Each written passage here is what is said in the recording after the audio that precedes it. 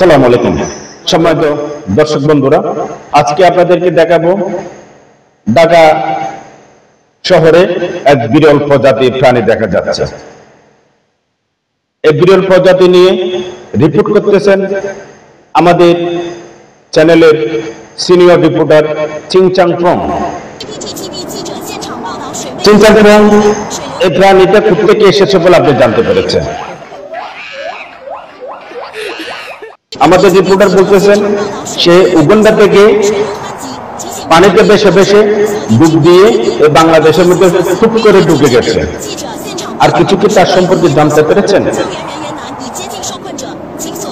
চিংচাং ফং বলতেছেন যে বাংলাদেশের মধ্যে আগে এরকম প্রাণী যারা ছিল তারা বাংলাদেশ থেকে বিদায় নিয়ে উগান্ডা থেকে তাকে 713 নদী পার হয়ে সে বাংলাদেশে ঢুকেছে এবং তাদের আগের যে এরকম প্রাণীগুলো ছিল তাদের দায়িত্বটা এই প্রাণীটিকে হস্তক্ষেপ করেছে বলে আমাদের রিপোর্টার জানতে পেরেছে।